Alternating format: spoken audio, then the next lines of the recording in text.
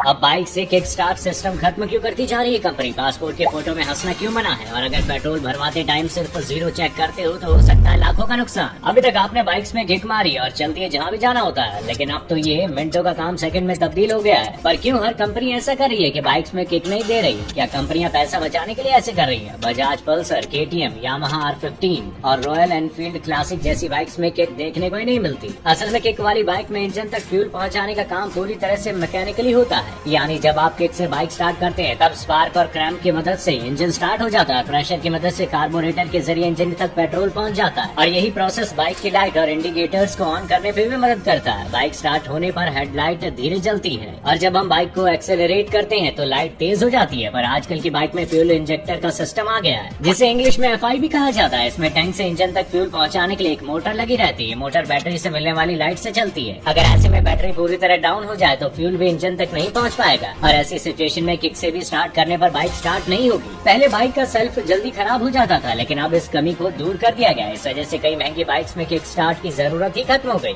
इन bikes की battery भी bike की एनर्जी रीजनरेटिव सिस्टम के जरिए खुद से चार्ज भी हो जाती है और बैटरी भी कम ही डाउन रहती है। तो समझ आ गया इसका रॉकेट साइंस। नंबर 4, अब बात आती है पासपोर्ट पर लगी फोटो की, जिसमें आप मुस्कुरा नहीं सकते। पर ऐसा क्यों है, जबकि मोदी जी तो कहते हैं भारत के हर नागरिक के चेहरे पर मुस्कान होनी चाहिए? असल में ऐसा इसलिए ताकि आपके पासपोर्ट पर फोटो क्लियर हो। दरअसल कुछ सालों पहले ही फोटो में चश्मा पहनने और अपने हेयर स्टाइल से चेहरे को हल्का ढकने की आजादी थी, लेकिन अमेरिका के वर्ल्ड ट्रेड सेंटर में 9/11 हमले के बाद सब कुछ बदल गया, जिसने एयर पार्ट्स पर इस्तेमाल होने वाले बायोमेट्रिक टेक्नोलॉजी ने पासपोर्ट और फोटो को पूरी तरह बदल कर रख दिया। और आप जानते हैं कि उस देशों के पासपोर्ट में चिप लगी होती है, जिसमें बंदे का पूरा डेटा होता है, जिसमें पासपोर्ट में लगी फोटो में चेहरे के शेप की पूरी जानकारी होती है, ताकि एयरपोर्ट के एंट्रेंस पर लगा कैमरा आपके फोटो से आपकी पहचान कर सके। नंबर 3, मेरी तरह आप भी पेट्रोल भरवाते वक्त मशीन में जीरो देखते होंगे ताकि आपके साथ कोई झोल ना हो जाए। और अब तो खुद पेट्रोल पंप वाले ही आपसे कहते हैं कि जीरो देख लो, लेकिन जानते हैं जीरो देखना ही बड़ा झोल है। लेकिन आप अमाउंट वाली स्क्रीन के साथ साथ एक स्क्रीन और होती है जिस पर आपका ध्यान नहीं जाता। तो भैया ये स्क्रीन होती है डेंसिटी की,